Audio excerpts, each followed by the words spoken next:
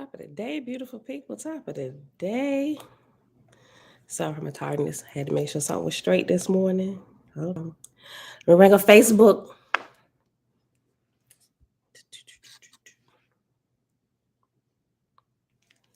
All right, beautiful people. Everybody here bright and early. All right. I ain't gonna waste too much time. Happy Tuesday. Happy Tuesday.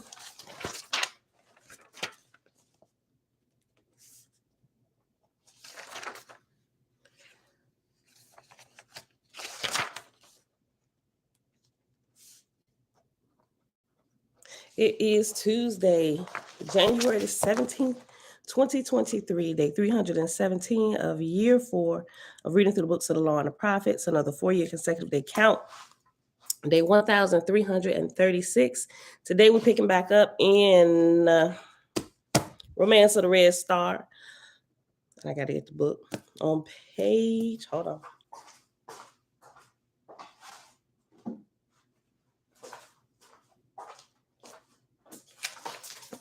On page 8 with chapter 5.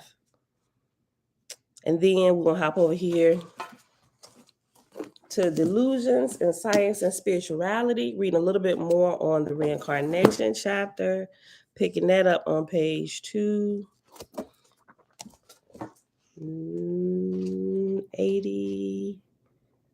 Hold on. Yeah, we're going to start over. 288. All right, beautiful people. Father, we thank you for another wonderful, beautiful day to come together to continue our research in truth and light. Everybody, darn, what's good, family? Eat my beautiful rising. Hana, shalom, shalom. Shebrew, all praises to the great creator. Jamia, hey, girl, hey. Rita, good morning. Vinette, shalom, sis. Tiffany, hey, cousin, hey, girl, hey. And everybody else here hanging out in the background of both places. Top of the morning to you. All right, y'all. Let's get started. Take a sip of water. Ain't got much time to waste. All right. Chapter, in Big Blue, if you are following along in Big Blue,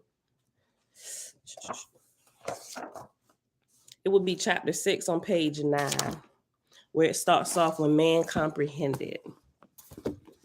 All right. When man comprehended the earth, he looked upward and beheld that each and everything in the firmament was orderly. Then Jehovah spake, saying, as I have shown system in the corporal worlds, know thou, O man, that system prevaileth in the firmament. As a farmer soweth corn in one place, and wheat in another, and flax, everything in a separate place, even so do I store the ingredients of which worlds are made, everything in its place, the substance of the iron in one place, the substance of the stones in another, the substance of the vegetable kingdom in another, and even so the substance of the animal kingdom, and the oils and sand, for I have places in the firmament of heaven for all of them. These that thou hast seen are the Agi and Ga and the nebula, and amidst them in the places there is Simu also. Let no man say, yonder only is hydrogen, and yonder only oxygen. The divisions of the substances of my creations are not as man would make them. All elements are to be found not only in places near at hand, but in distant places also. When I drive forth my worlds in the heavens, they gather a sufficiency of all things. So also cometh it to pass that when a corporal world is yet new and young, it is carried forth, not at random, but purposely, in the regions suited to it. Hence, there's a time for Simu, a time for falling nebula to bury deep in the forest, and Simuan beds to provide coal and manure for a time thereafter.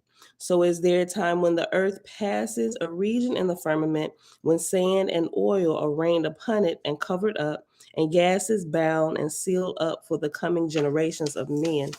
Ooh, that is amazing. Chapter 6. And man said, teach thou me, O Jehovah, how was the beginning of man on earth? Jehovah said, to the tree I gave life, To man I gave life and spirit also, and the spirit I made was separate from the corporal life. Out of Simu I made man, and man was but as a tree, but dwelling in darkness and incapable but dwelling in darkness and incapable of immorality, and I called him Asu. I looked over the wide heavens of Ethera, and I saw countless millions of spirits of the dead that died in infancy on other corporal worlds. I spoke in the firmament, and there came in answer to the sound of my voice myriads of angels from the earth's roadway in Ethera, where earth traveled. I said to them, behold, a new world I have created. Come ye and enjoy it. Yea, yea, ye shall learn from it how it was with other worlds in ages past. There was a question. Just me, Shalom. I think it was Jamia. I think, hold on. I think this is what we was looking for. I forget what the question was, but when I just read it, I remembered halfway your question. You remember your question? Audrey Shalom. Yes, Dawn, we did. I prayed. I did it real quick as I came in. Auntie Belinda Brown, Shalom, Shalom. Jamia, she might be getting her kids ready. Hold on. Let me highlight this.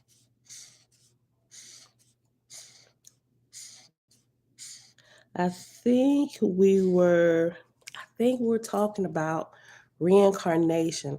And I said there was a place in Owaspy. I couldn't remember exactly where. But it was talking about spirits from other worlds. Like if they, because you asked the question, what about the spirits that like died in infancy? What happens to them? And I was like, now I remember reading something about it. I can't tell you exactly where it was at, but I know it's in there. Okay, let me highlight this over here in big blue. Yeah, right here. Okay, and in big blue, it starts at verse 14 in chapter 6. Let me make a little note real quick. I'll text it to her.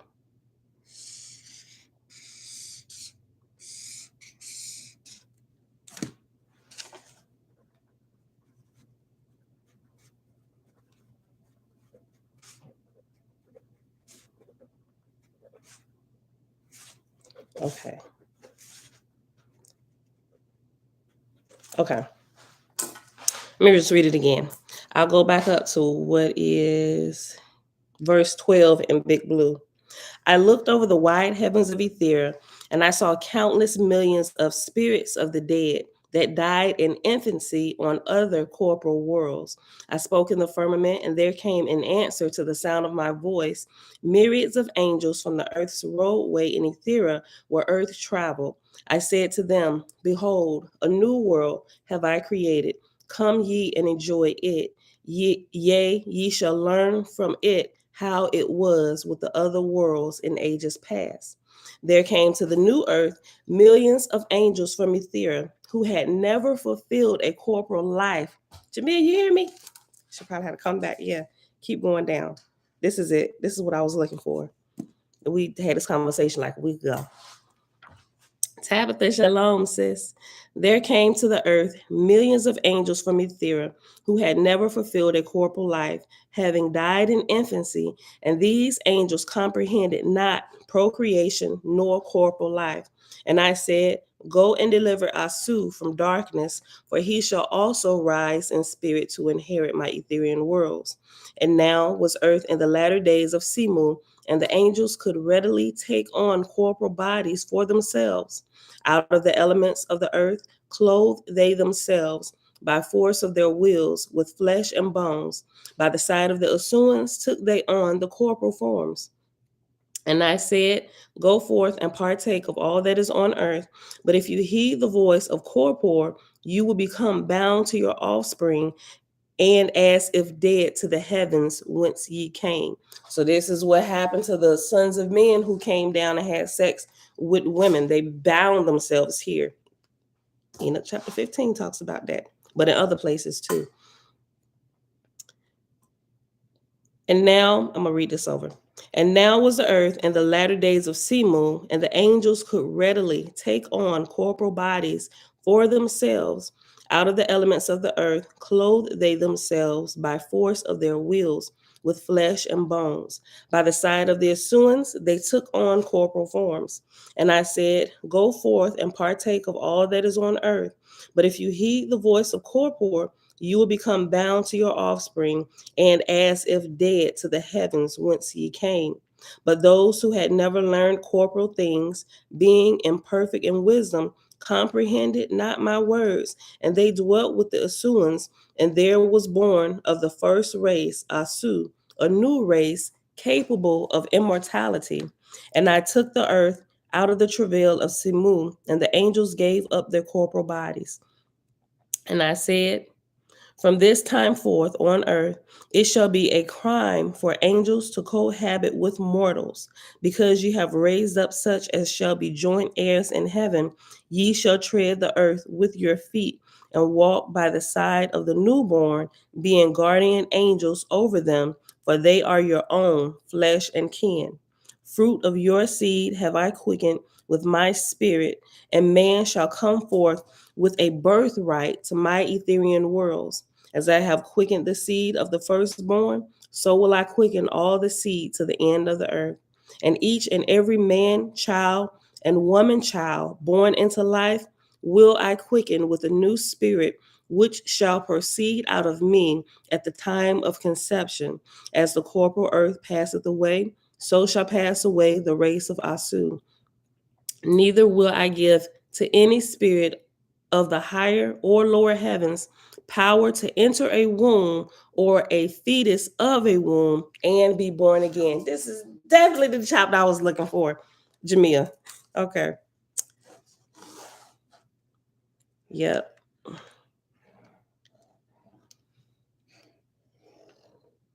All right, boom. Okay, so we read one more chapter, then we'll hop over here to the book since I'm running behind. All right. Chapter 7. Jehovah said, as I bequeath to the earth, as I bequeath to earth a time for creating the living and time for angels to come and partake of the first fruits of mortality, so shall man at certain times and seasons receive testimony from my host in heaven as a sign to the inhabitants of the earth, that they may comprehend Danha in the firmament of heaven. I cause earth and the family of the sun to travel in an orbit, the circuit of which required them 4,700,000 years. And I place Etherian lights at distances of 3,000 years in the line of the orbit, at which places, as Earth passes through, angels from Ethera come into its corporal presence as ambassadors. As ambassadors, they come in companies of hundreds and thousands and tens of thousands, and these are called the Etherian host of the Most High. Not as single individuals come they, not for a single individual mortal come they. And I gave this sign to man on earth. In the beginning of the light of Danha, the spirits of the newly dead shall have power to take upon themselves the semblance of corporal bodies and appear to talk, hold on, and appear and talk face to face with mortals. Hold on. I'm gonna read that again.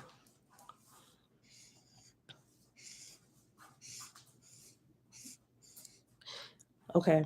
And this And I gave this sign to man on earth. In the beginning of the light of Danha, the spirits of the newly dead shall have power to take upon themselves the semblance of corporal bodies and appear and talk face to face with mortals. Every 3,000 years, I gave this sign on earth, that those who learned the powers and capacities of such familiar spirits might bear testimony in regard to the origin of man on earth. Did we freeze? I don't know. Did we freeze? Okay, it was your end. Brian Joe, shalom, shalom. Okay. Yeah, if you freeze or if it's like pausing or the sound go out, check your stuff first. Stop it or close it out all the way and start it. If it's a lag, close it out, start it back, and it'll speed you right back up to where we at. Okay. And it shall come to pass In any of the times of Danha that these signs are manifest, man shall know that the hosts of the Most High are visiting earth. Let him who will become wise enumerate the great lights of my solar serpent, for in such times I set aside things that are old and establish my chosen anew. In the time of earth, when man was brought forth from mortal to immortal, when man was brought forth from mortal to immortal life, the earth passed beyond Simu, and the angels of heaven remained with corporal man, but not in a semblance of mortals, but as spirits, and by virtue of their presence strove to make man wise and upright. Upon the earth, the number of such angels was millions. To these angels I spake, saying, Behold the work ye have taken in hand. Ye now have sons and daughters on the earth. By your love to them are ye become bound spirits of the lower heaven, until ye redeem them in wisdom and power, even to the sixth generation. Ye shall not again arise and inherit my emancipated heavens, to which end ye shall become co workers with one another in system and order.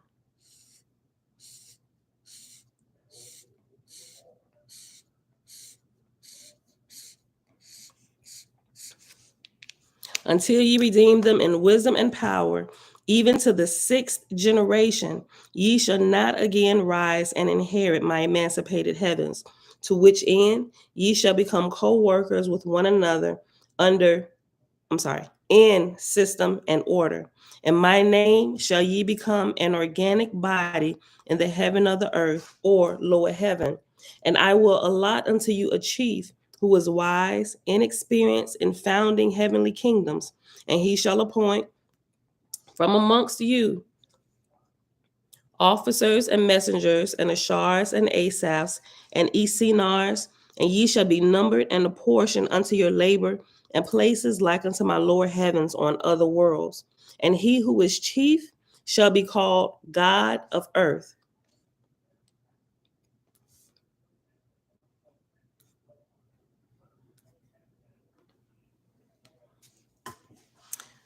Ki shalom, shalom.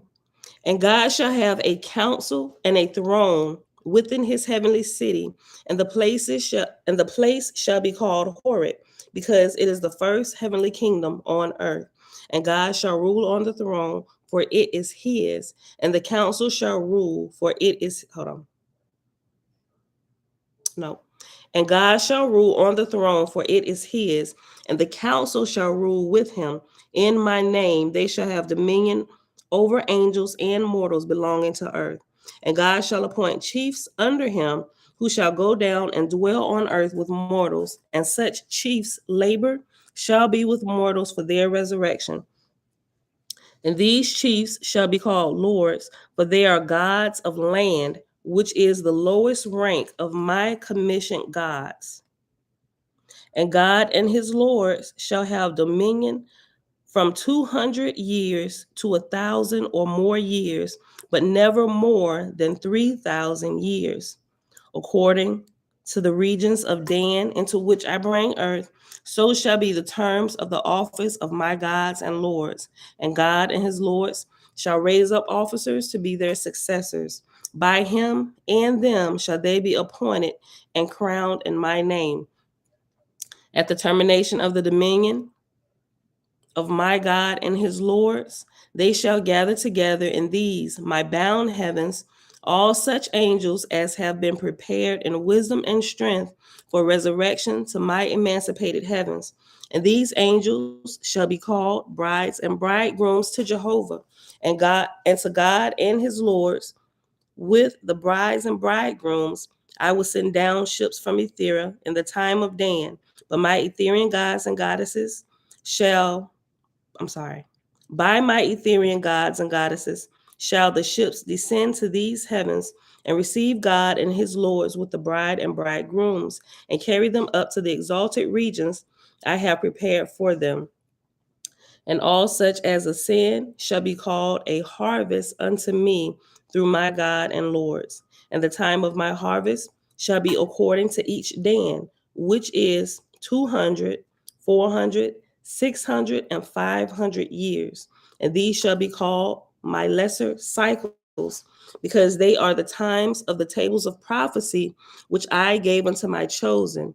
But at no other times, nor in any other way, shall my harvest ascend to my emancipated worlds in Ethera. 7 Dans have I created for each and every Dan Ha.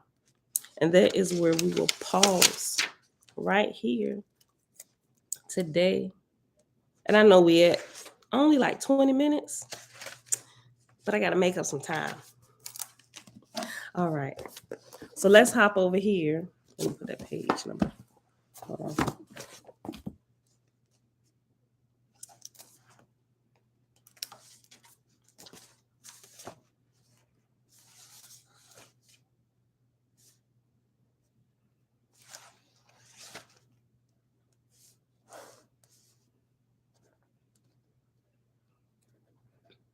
Okay, let's hop over to page 288 in Delusions in Science and Spirituality to the Reincarnation chapter 7, page 288. And we're going to start over because I couldn't finish yesterday after we got done with the Fruit Loop experiment, y'all. My grandbabies was too big. They was big loud. They was too loud. Okay. Spiritualism and reincarnation. Quote, we climb from world to world in the continuing road of life.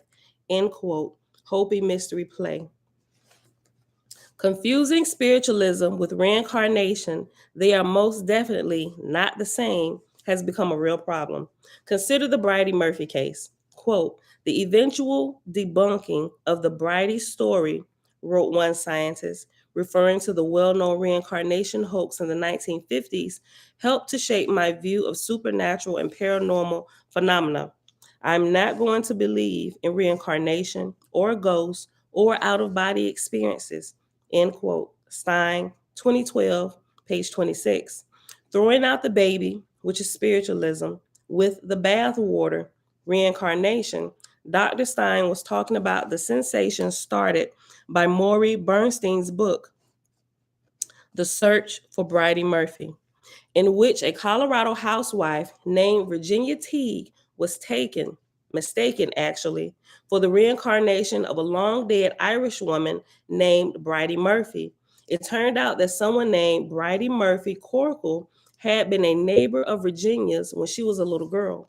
3 months after the publication of Bernstein's book, America's leading expert in parapsychology, J.B. Rhine, was asked what he thought of Bernstein's claims. Quote, leading a person back through hypnotic regression, as was done in this case, is the wrong road to take. Science should first attempt to discover whether there is a spirit personality. Remarkable persons, while in trance, could receive messages from spirits trying to reach living people, end quote. And she put my italics, and her italics is the two words spirit personality. Rhine, 1956, page 300. The fact that Virginia Teague had the ability to enter immediately into deep trance, less than 12% of the population can do this, suggests that she herself was a psychic sensitive, capable, even unbeknownst to herself, of making contact with departed souls. The spirit personalities of J.B. Rhine spoke. In fact, hold on. I gotta look up something.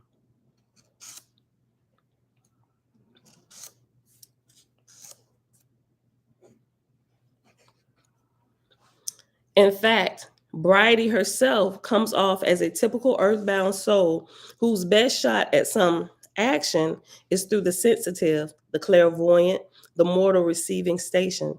Catholic, Bridie said she was surprised that she had not gone to purgatory upon her death in 1864. Instead of beginning the upward journey, she stuck around. Quote, I stayed right in that house until John, her husband, died. End quote. After which she proceeded to overshadow her brother Duncan. Did you ever let Duncan know you were there? He wouldn't answer me. How did you try to speak to him? I would stay there by the bed and talk, and he would never see me. Bernstein, 1965, page 132. Ain't that crazy? Listen, you hear what she just said? This is spirit talking through her now. She said after she died, she stayed. Yes, Jamila, I did. I figured you was getting the kids ready. I'll text you. Look, um, after she died, her husband was still alive. And it said, let me just read it again. It wasn't until after she didn't overshadow her husband now. She just kind of stayed there talking to him until her husband died some years later or whatever. But then she overshadowed her brother after her husband died. You would think, okay, husband died. Now we could just roll on up out of here together. But if I understand correctly, by reading some of Robert Monroe's, right? Some of his experiments and some of the things that they did going into the spiritual realm through meditation and just learning about different things and astral projecting, you would think, well, there is like a certain point. But when people first die, it's like, okay, if somebody's been there, let me make sure I'm explaining this the right way. But you got to go listen to Robert Monroe's books or read it. When a person dies, they can't necessarily see, some of the other spirits that have been there, although they can feel the presence. But I think they have to develop a little bit more. But when they first die, they can't necessarily see, like if your mom then died, right? And then you died maybe like 10 years later, it's like, boo, hey, mom, here. From what I understand, if I understand this correctly, they don't see them right away. And if Timmy, it depends on what state your mother was in when she died as well, right? If she was still hanging around, and even if she's still hanging around,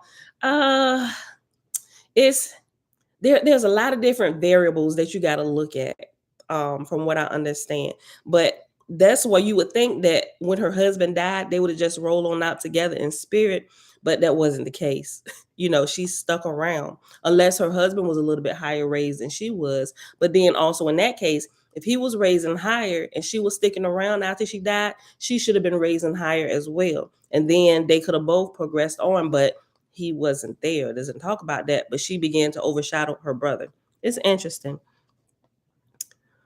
Tabitha said, after studying the WASP, my understanding on reincarnation, I'm not convinced by anyone who believes the reincarnation story. I know, right?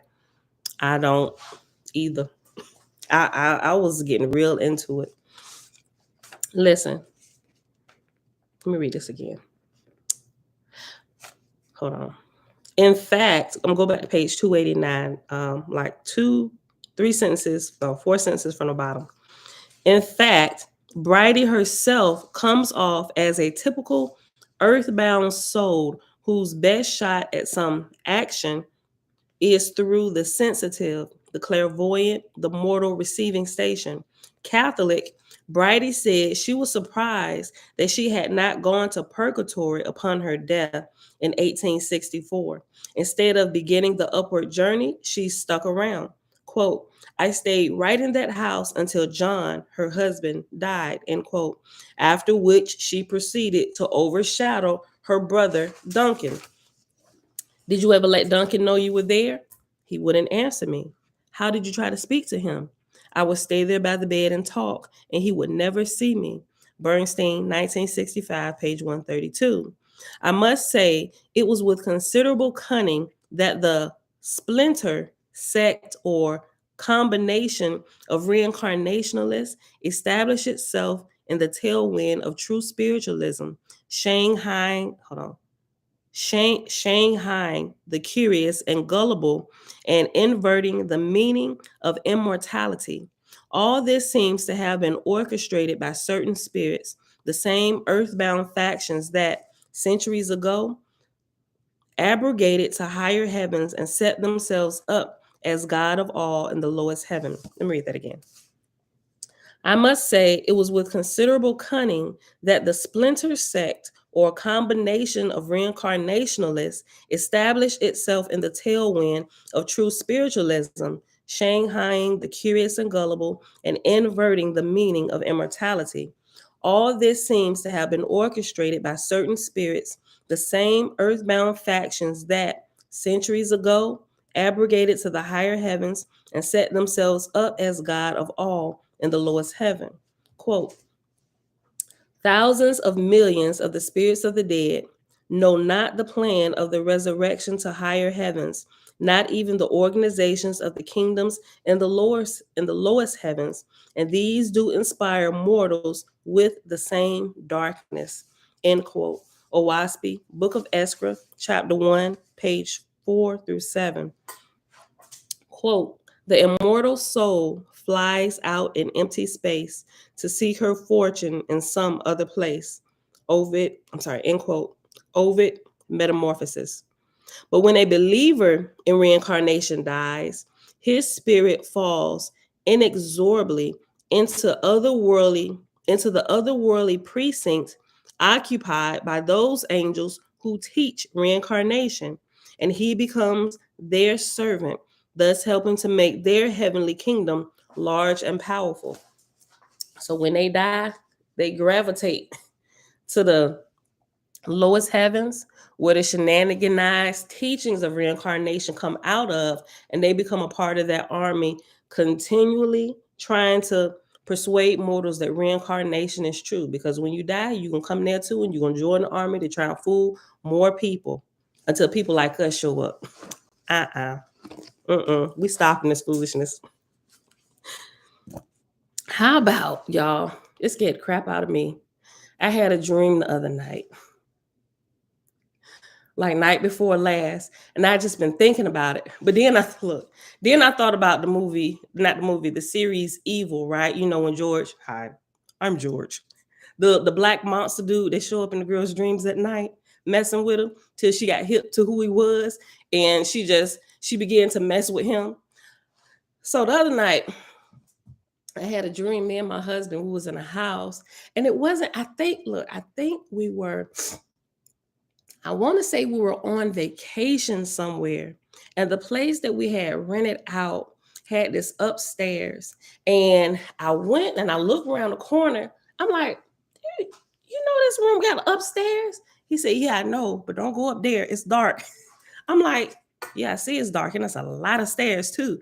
So I'm like, they should have put a door and a lock over here. And I just walked away, like looking back, and I'm like, and I went back again. I'm like, why didn't they tell us about this? And I looked, and I got it. There was like this weird, eerie feeling, although there was nothing there. It's just like if you have stairs and you cut off the lights that go upstairs, it's just like dark. But like I said, it was like, if you look at it, it was probably about the length of maybe two sets of stairs. And a regular set of stairs in the house is about 14, 15 steps, right? So it was double the amount of stairs, and it was a door right at the top. And the whole hallway, it was dark, leading all the way to the top, although I could see each individual stair. And I'm just like, I'm thinking to myself, maybe we need to get out this room, because I don't even want to be in a room where I know that's there, because I don't know what's behind that door. And so I went to go get in the bed. And so me and my husband was talking. He fell asleep. And there was this dude that appeared out of nowhere, like black dude. And he had like a goatee and everything. And his nose, his features were, I mean, he wasn't like ugly and anything. He was like a really attractive looking dude. But then I realized he wasn't like a real person. He was like a spirit. And I become aware of it in a dream. And he began to talk to me. I'm like, if you don't get out of here. And he just looked at me. He was like, I'm going to scare you. I was like, you ain't scaring nothing over here. And what's crazy is I realized in my dream that I was dreaming. And then when he realized that I realized I was dreaming, he decided to try and scare me and attack me, and came and jumped on me.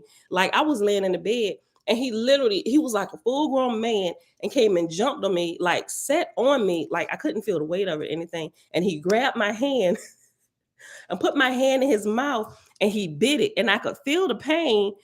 And then I woke up like, ah, like screaming with my hand doing like this. I'm like, I woke up and said, you bastard. And I was doing like this. I was like, wait a minute. My hand not even hurting. Pam, you asleep. And then I thought about it. I'm like, you know what? I bet this dream is some residual of me watching Evil. I don't think I'm gonna finish the series. Look, and I hadn't even watched it. And I haven't even got out the first season. And I think I stopped at like episode 9. I think just because things I wanted to watch it, but it's gotten like busy and stuff, right? But I'm thinking because I think there was a scene in there where George bit the girl, wasn't it? If I remember correctly. And I was just thinking that was just residual of that happening. It's crazy. I don't know, but I've been thinking about it. It's like weird because I'm looking at all the different elements of the dream and stuff and see if it's representing something now in my waking life or if it's just my overactive imagination and stuff. It's weird. It's weird. But anyway, thought about that when I just read this. Listen, let's go back. Quote, the immortal soul flies out in empty space to seek her fortune in some other place. End quote. Ovid, Metamorphosis. But when a believer in reincarnation dies, his spirit falls inexorably into the otherworldly precinct occupied by those angels who teach reincarnation, and he becomes their servant, thus helping to make their heavenly kingdom large and powerful. Quote, thus do ye prepare mortals to become slaves in your heavenly kingdoms, building unto your own personal glory.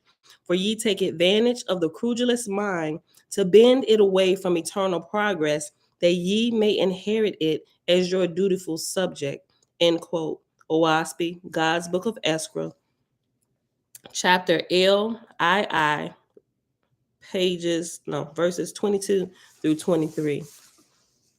Yeah, he bit. Okay, that's what I thought. He bit her finger, but this dude, he bit like my whole hand, like that. Okay, so this next page is some more little cartoons. All right, so I'm gonna read this. Okay, at the top, this first one, it's like two angels right here. Y'all see that? And it says, the dude says, "We'll be resurrected in our clothes." And then the girl angel's like, "Oh my God, what will I wear?" Then it goes to the old guy walking with a staff and a light. This one right here. And it says, because of the belief that a total body will be necessary at resurrection, the Pharisee spent the rest of his life searching for his baby teeth.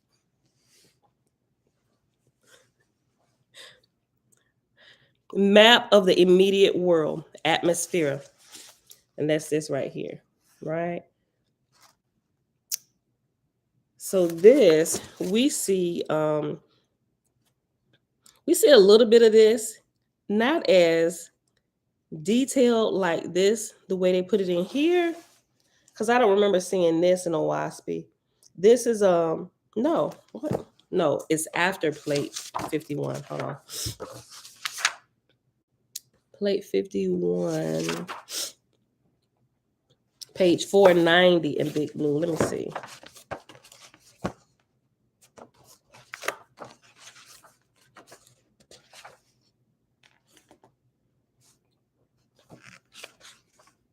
Plate 49.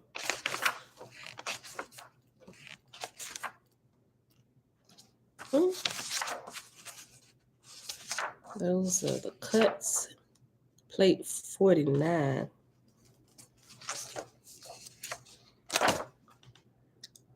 Owaspy plate 51. Okay. Plate 49. Let's go back. Plate 51 is Travels of the Great Serpent, page 490. Yeah, that's...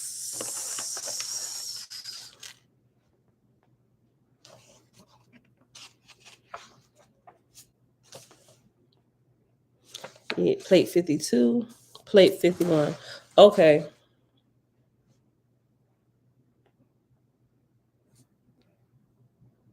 Oh, I see. Okay. So if you look here on page 490, It's the cuts of the solar phalanx that the fold out, the Sephorum. It's this one right here. But you got to look closely. You will see like the little diagonal lines. Hold on. Yeah, like separating it right here. You will see this. And all, it's kind of dark, right? So, but that's what this is showing. And it looks lighter. This right here, and you can actually read some of the stuff. So I'll read some of it if you don't have the book. So it says, in the ark of bond, being graves of heavenly kingdoms outward from earth. 3 worlds have I made: the earth world, which is for mortals, the all high heavens, which is for pure and wise angels, and the intermediate world, which resteth on the earth. Neither do mortals understand my heavens, and the soul of man, and that neither do mortals understand my heavens, and that the soul of man should rise upward. Esra chapter 6, plate 51. And it has, it looks like a basket weaving, but they call it cross hatching, indicates comparative densities. And this right here, this symbol is cross hatching right there, cross hatching. And then it says, there's an asterisk and says, phalanx indicates line of light from second resurrection, a parliament of angels. I'm looking for that. Hold on. They rise in wisdom and strength. Okay, so we'll start at the bottom right here, right? So this is earth down here. This is earth. And then you have along the line here, it says Danha right in here. And it has earth, then Hayden bound, hell's spirits. Then it has Adam and Hosea, and that's 12 miles high, right? Right here, 12 miles above the earth. Then a little bit above that, above. Okay, so all of this and this, I'm trying to make sure I'm explaining this the right way. Within here, this is the first resurrection. And you see the hells, spirits of the dead, all that stuff down here. And it says ash, clouds, meteors, and nebula. Horak, what's that? Semyativi, and Amset. And that has this right here. That's 1,000 miles high above the earth. This line right here says first resurrection. And then it breaks it up with that line. And right above that, in this section, is the second resurrection. And that's 2,000 miles high. And it says Godessa and Etero, Harivia, 2,500 miles above the earth. And it says second resurrection here. Over here on the side, it says, okay, over here on the side, it says thousands of inhabited worlds, and it has arrows going out. So all through here are thousands within the first, second, and third resurrection, or thousands of thousands of uninhabited worlds. And then over here, this is atmosphere, that says atmosphere rotating with the earth. So the earth is rotating and all the atmosphere is rotating with it. It's heavens. And then up here in the third resurrection up here, and this says, it's another a spaced out form of the cross hatching. Like this one is like really close. It's really, really dense. And then it gets less dense. And then it's even it's a little bit more less dense up here because the cross hatching spaces out. And it says rarefied. So this is the most this level here is where up here in the third resurrection, they're like all pure up here. And then after here, Ethera is after the third resurrection. So Aru, 3,000 miles above the earth, highest inhabited heaven. They rise in wisdom and strength. And I think that's it. And it says top left. Oh, So the cartoons at the top, this is figure 7.3, top left and right, Resurrection Cartoons by Marvin E. Herring. The bottom is Resurrections After Owaspy, plate 51. All right. The next page, page 292. Pythagoras, 582 to 507 BCE, was a reincarnationist who fancied he had died at the siege of Troy. The Pythagorean brand of reincarnation, teaching the transmigration of souls into animal bodies, was more than two millennia later, elegantly routed by William Shakespeare. Quote, "What is the opinion of Pythagoras concerning wild fowl? That the soul of our grandam might haply inhabit a bird. What thinkest thou of his opinion? I think nobly of the soul, and no way approve of his opinion." End quote. From 12th Night with Similar Views, expressed in As You Like It, Act 3, Scene 2, and The Merchant of Venus, Act 4, Scene 1. Reincarnation today sees rebirth as a golden opportunity, the choice of when and where to manifest, presumably made according to the soul's purpose. In a rather well-known case, a reader of past lives once told the fancy novelist Taylor Caldwell that she had been a writer before in a previous life, but not terribly successful, partly due to her gender. Quote, "This is why it was decided that in this lifetime success that is why it was decided that in this lifetime, success would be yours. You chose to come back in an incarnation at a time when the work of women has been accepted." End quote. Stern, 1973, page 255. It has another little cartoon, and it's like a fly and a ladybug, right? This is a representation of being reincarnated into an insect, right? They believe all kinds of stuff, like you can die and come back a butterfly. And then the fly is looking at the ladybug, and he said, "Sheila?" And the ladybug looking back at him saying, "Irving?" Boy, I tell you, sometimes we can believe some of the dumbest stuff that just don't make good, logical, common sense. And how we're talked into believing it in the first place is completely beyond me. But it happens, right? You never finished this series? I just saw your comment, Shebrew. You never finished it either? Listen. Page 293. According to the beliefs, then, we are choosers. We choose our parents. We choose our century. We choose our circumstances. I remember when I was learning that part, I was like, boom. I was like, I got the best siblings in the world. Matter of fact, I'm a part of the best family in the world, hands down. And while we was believing in reincarnation, me and my sisters, we just kind of looking at some of these points. It's like, boom. So I wonder where we was at in the last life. But wherever we chose to always come back and be together. Like we chose our children chose us. Like, oh, I'm just thinking about some of these conversations we was having while we was walking through this, and pulling up videos on YouTube to further, there is no end to the foolishness. And you can find it anywhere. If you go looking for foolishness, there is no end of it. You can find anything you want to believe. It's already out there. I promise you it's already out there. YouTube is going to be your number one search engine, and it's going to pop up.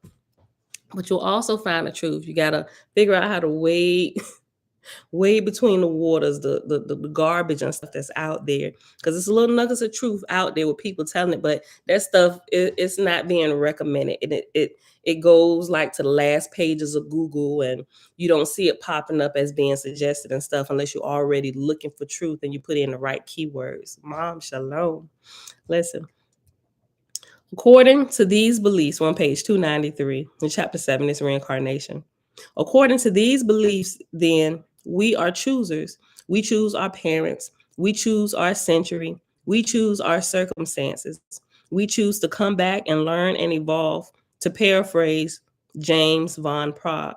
But if this process is optional, a choice, What happens to those who don't choose to come back? What about the billions of people on earth who do not believe in reincarnation and will take their chances in the upper country rather than return for another bout in the body? Significantly, Professor Stevenson openly admitted that reincarnation is hardly reported in societies that do not believe in reincarnation. Conversely, most of his cases come from societies that do believe in reincarnation. I'll say this: those who believe in it are most likely to try to come back. This is kind of like those who in Christianity it's the same thing, right? Because I've had some people while I was on my little travels outside of Christian land, people was asking that was still they was looking at stuff and they was like, okay, so if we believe in Jesus and we believe this, what about the people that don't believe in this? And they said, well, they just make one place for everybody that don't believe or accept Jesus. Oh, they go to hell. But all of us that do, well, we get to ascend and go to heaven and stuff. But everybody that don't believe in them, they go to hell. But there's multiple societies that never even heard of Jesus. And do you think that is fair of the great creator where people live and die and never even about heard the word Christianity? Would that be fair to them? I think that would be really unjust and go to hell because you never accepted Jesus. That's not even what they do in their culture, right? I began to think about all those little different things. I said, well, you got a good point. I hadn't even thought about that, right? But as indoctrination is breaking, you start to ask some more logical questions that would never come up while you're stuck in a strong delusion. It's impossible, right? You got to be exposed to it before it to even start beginning to compute. Conversely, most of his cases come from societies that do believe in. Hold on, let me go back. Let me read this. Hold on. Let me just go back to the top. According to these beliefs, then, we are choosers. We choose our parents, we choose our country, we choose our circumstances. We choose to come back and learn and evolve, to paraphrase James Von Prague. But if this process is optional or choice, what happens to those who do not choose to come back? What about the billions of people on earth who do not believe in reincarnation and will take their chances in the upper country rather than return for another bout in the body? Significantly, Professor Stevenson openly admitted that reincarnation is hardly reported in societies that do not believe in reincarnation. Conversely, most of his cases come from societies that do believe in reincarnation. I'll say this: those who believe in it are most likely to try to come back. One member of Stevenson's team, psychiatrist Jim Tucker, took up the problem by proposing that some people have past lives while others would be here for the first time. That's something we ran into too, right? Okay, so how many times have we actually come back? Is this our first time coming back? Because if we don't have any recollection of coming back before, this could be our first time coming back. Dummy. None of you can remember anything. This is all of our first time coming here, and it will be our last time. Like, you run into all of this running through the reincarnation cult. That's what we'll call it, the reincarnation cult. All of this stuff. One member of Stevenson's team, psychiatrist Jim Tucker, took up the problem by proposing that some have past lives while others would be here for the first time. Tucker, 2005, page 199. Doesn't that imply that the first timers have their own soul? Of course it does. But that leaves me wondering about the mind-bending logistics of it all and the probability that we each have our own soul. Given the scenario of optional re-embodiment, some people are presumably reincarnated and others not, right? So exactly what soul inhabits the knots? It would be their own natural spirit. And it follows that the natural spirit must be pushed out or replaced when a reincarnator comes along for a brand new life in the flesh. I find it interesting that the business of entering new bodies and living again was not as universally credited in classical India as thought. What do you think of this amusing but instructive Sanskrit fable from the Pancha Tantra? Quote, One day, a king was passing through the marketplace when he observed a hunchback, Merry Andrew, whose contortions and jokes kept the bystanders in a roar of laughter. Amused with the fellow, the king brought him to his palace. Shortly thereafter, within earshot of the clown, the necromancer taught the monarch of the art of sending. Hold on. Shortly thereafter, within earshot of the clown, a necromancer taught the monarch the art of sending his soul into a body not his own. A little while after this, the monarch, anxious to put in practice his newly acquired knowledge, rode into the forest accompanied by his fool. Presently, they came upon a corpse of a Brahmin lying in the depth of the jungle where he had died of thirst. The king, leaving his horse, performed the requisite ceremony, and instantly his soul migrated into the body of the Brahmin, while his own lay lifeless on the ground. At the same moment, the hunchback deserted his body and took possession of the king's. Oh, listen. Have y'all seen behind? I think it's behind her eyes. They do this in behind her eyes. This is something that can really be done, right? If you get to that level, if you know how to astral project, that's just like the first. I know that sounds new agey, but it's not. Everybody can do it. It's, if you want to call it gift of the spirit, it's just the things that our bodies were created to do. Because remember, we're spirits, and these are the cars that we're driving right now. And you can at will, as you learn higher spiritual principles and everything, you can learn how to at will literally leave your body, right? But there are also those who are a little bit on the nefarious side of things.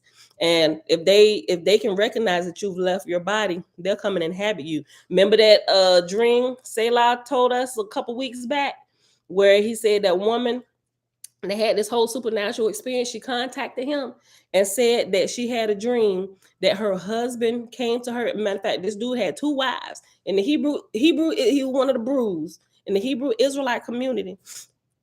The wife said that her husband came to him in a dream and said, "Hey, that's not me in my body. That's somebody else." And then the other wife that was in another state, both his wives, he keep them apart for whatever reason. Get tired of you, I'm out. I'm go to the other wife, right?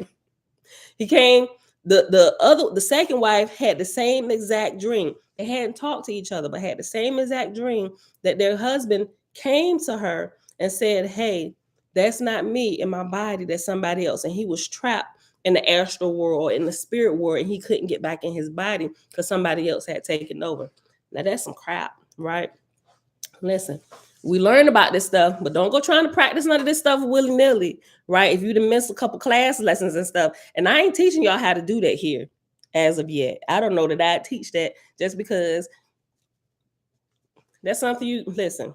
What it's saying here in the Chamber of Prophecy, that's something I think that while you're walking with Creator, it needs to be taught directly from the spiritual realm, because it's going to take you through your studies and you can own the information. You can get information, but you have to test stuff, right?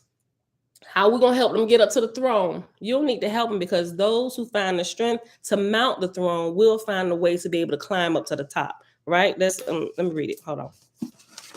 And I know I just kind of summed it up. So that's what I think about that, right? Hold on. Chamber of Prophecy, page 564. It says, when you're ready for it, it's that same little saying, when the student is ready, the teacher appears. I feel the same way about some of this stuff. Like, we can talk about it, but I ain't gonna give y'all no detailed stuff on how to do this. Page 564. Right here. Chamber of Prophecy. God said, before learning to approach the foot of the throne, what profit is it to show them the way to mount upon the throne itself? Preserve, therefore, the secrets of prophecy like zippy lips. Don't tell them nothing. They'll figure it out if they're walking the right path. And if they figure out this much, they're going to figure out how to climb up and get to the top. You don't have to say anything. Shh, keep it a secret. Listen. God said, before learning to approach the foot of the throne, what profit is it to show them the way to mount upon the throne itself? Preserve, therefore, the secrets of prophecy for such as apply themselves to keeping Jehovah's commandments. Those who have attained to the foot can of themselves find the way to mount upon it. Which is why I will not teach y'all some stuff, because somebody gonna get a step wrong. And then you might be stuck in otherworldly places. And you may not be living your life in 100% purity. And if you're not living your life in 100% purity, not that you don't make mistakes or whatever, but if your heart has any kind of other intentions other than just true light and learning, you're going to run into some roads that I didn't run into. I can guarantee you that. That I can guarantee you. Listen. Hold on.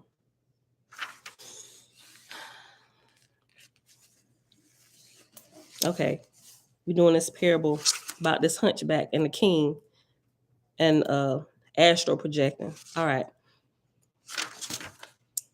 A little while after this, I went back to page 293, the bottom sentence, the last sentence.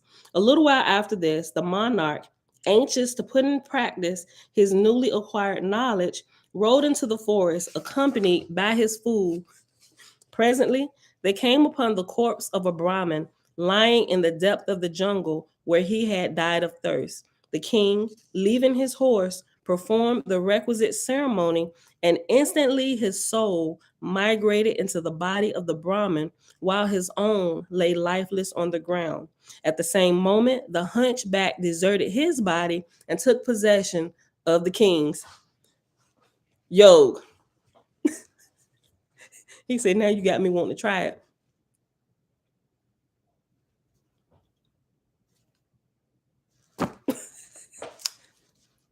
Listen, remember what I just said.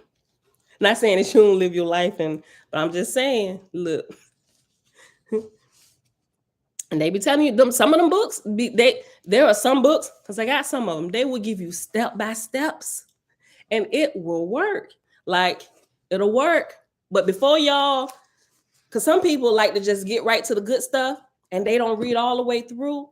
Where some of them will give you like warnings, or once you get upon the steps, you just start trying the steps without reading it through first to make sure you comprehend everything and go to the back, see how this ended. They just hop into the steps. Then you get outside your body. What if you didn't read up into the next, the 3 steps after the next one that tell you how to get back? Now you stuck. Somebody come in and think you dead, right? Or you unconscious. Because what it's gonna look like to them is you're unconscious or you're in a coma, right? And you trying to get back into your body, all this stuff. But now you're being prevented because you didn't recognize all the steps, and you don't know what in the world is happening. They're gonna go in there, put you in the hospital, put you on life support. You there all this time trying to get back in your body. Doctors are coming in. Well, I think he's been on life support now for 14 weeks. 14 weeks you've been struggling trying to get back in your body. You ain't left the side of your body. You was in the ambulance when they rolled you away. Like, wake up, get me. You're trying to jump in your body, and family members, and here come the hospital chaplain.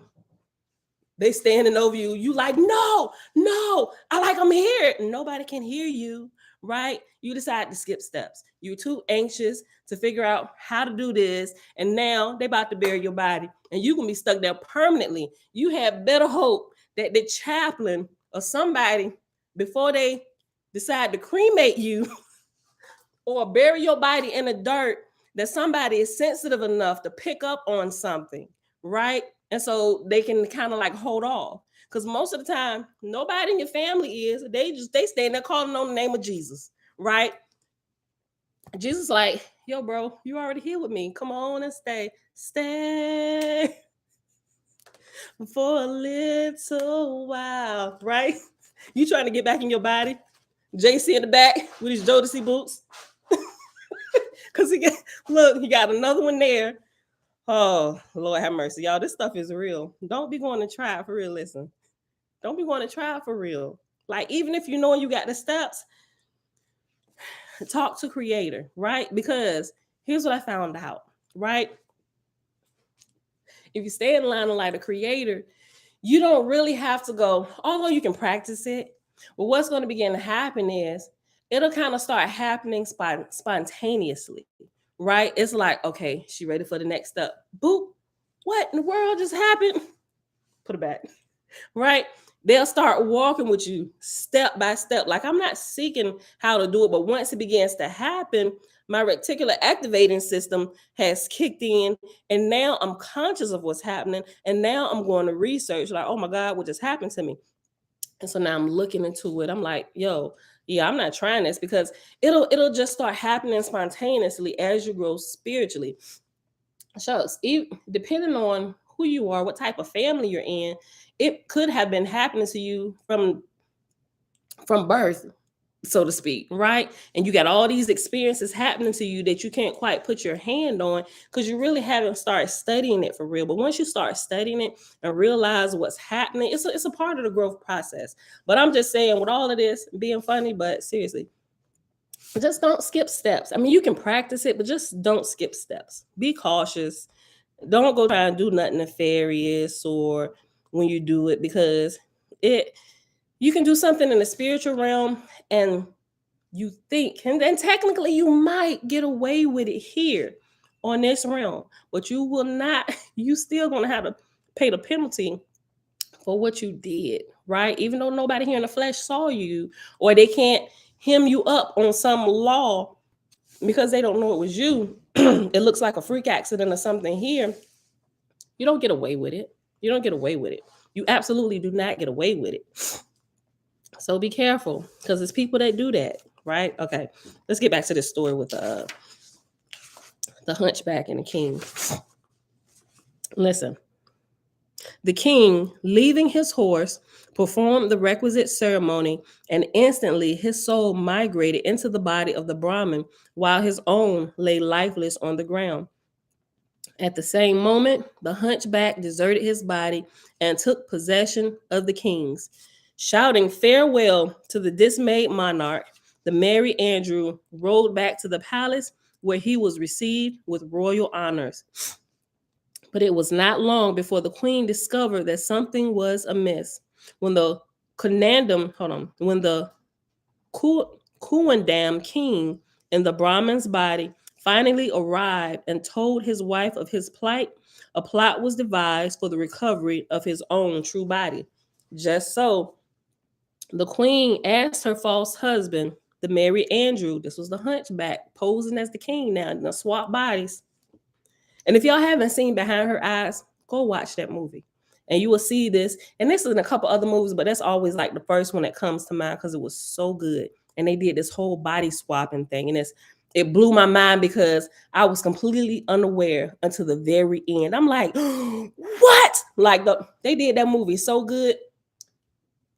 Like when it got to the end, when you thought you had the movie pinned down, when you got to the very end, you like, all this time. That movie was done beautifully. Just so, the queen asked her false husband, the Merry Andrew, whether it were possible to make her parrot talk. In a moment of uxorious weakness, he promised to make the bird speak. Laying his body aside, he sent his soul into the parrot. But immediately, the true king jumped out of his Brahmin body and back into his own.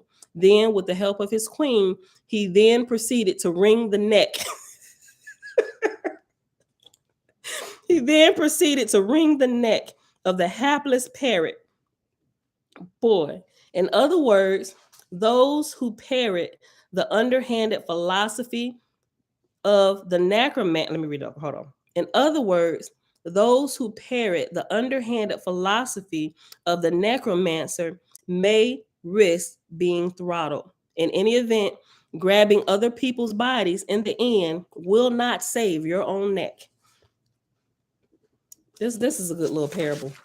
But this like really happens in real lives. Shebrew. That was crazy. Look, I don't think the wives said that. I think that's something when we was joking about it when they was telling the story. I think that was us that kind of started having some fun with it. I don't think the wives themselves say that they like the new spirit in the hubby. But I could be wrong. I'm gonna have to go back. I'm gonna have to go back to that video and read through all the comments again. But I don't want to say that the wives said that. I thought that was just us. Say hello, Laura. What? I think that was just us having some fun. But they could have, because he a Hebrew Israelite, and especially if he one of them hate brews, out they was probably glad to see that ninja go, right? They probably did like the new spirit in the husband. What?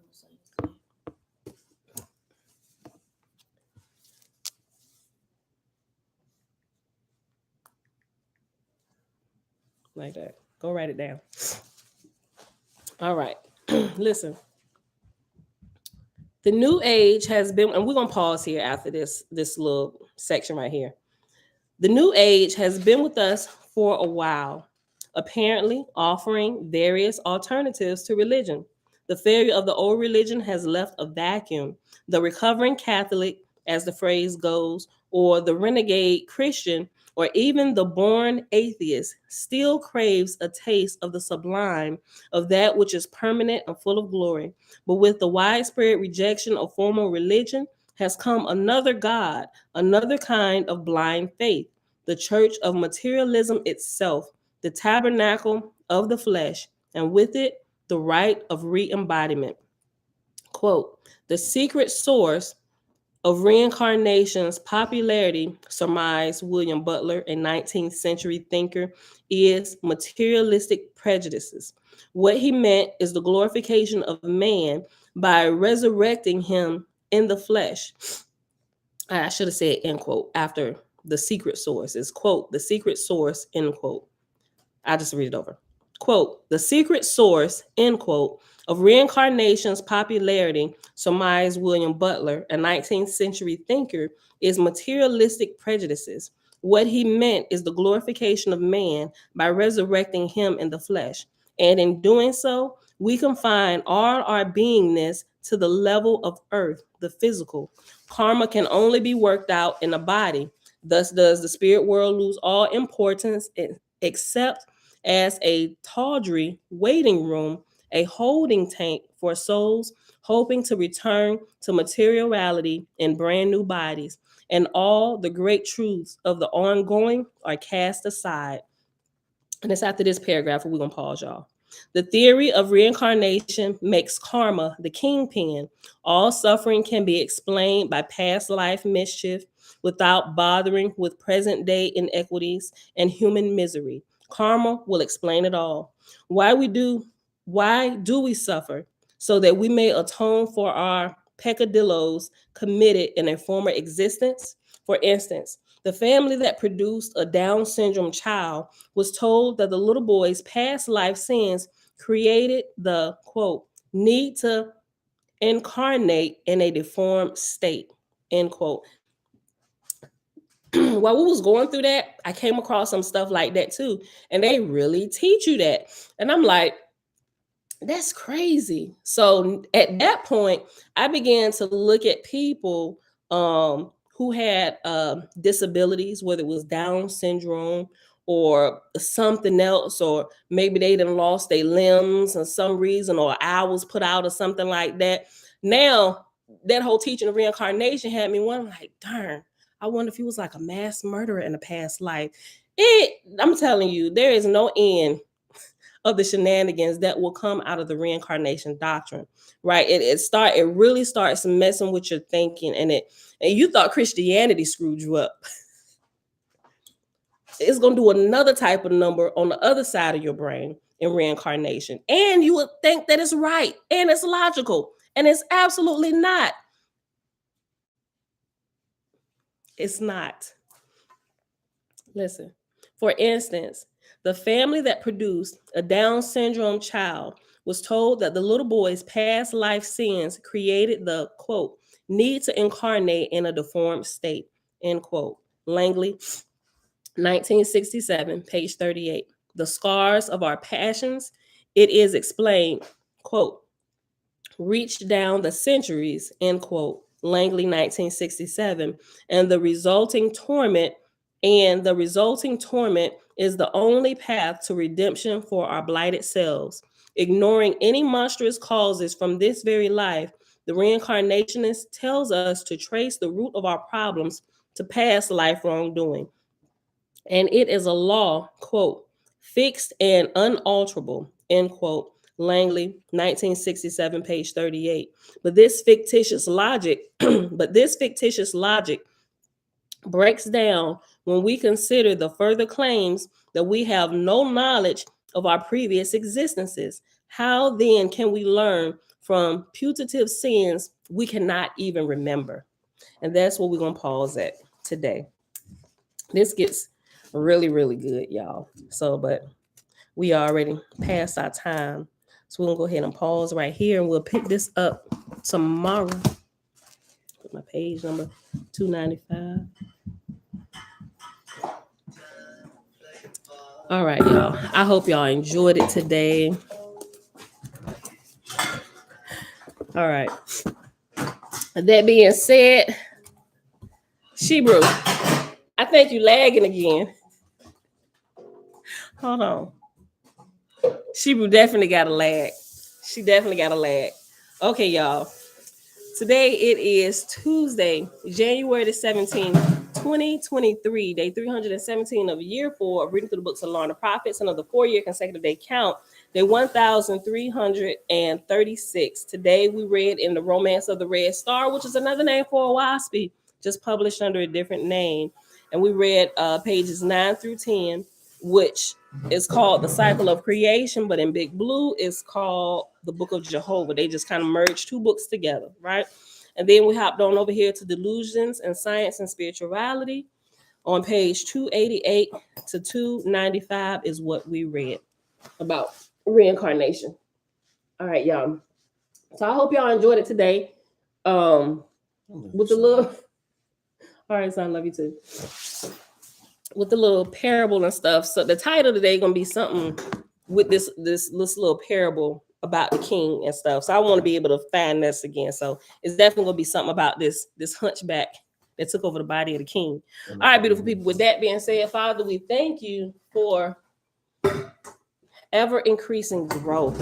All right, beautiful people. I love y'all. Key Tabitha said, hey Jeremiah. All right, love you all. I'll see y'all back here tomorrow morning, bright and early, 6:15. I'll be on time tomorrow, y'all. I just had to, I was running behind this morning. I'm running behind most mornings, right? I really should be. I be telling them to be on time to places. I really do need to triage my time a little bit better. I'm going to start being, I said 5 minutes early. 3 to 5 minutes early. I'm going to work on it. I love y'all. 6:15 in the morning. I see y'all bright and early. Peace.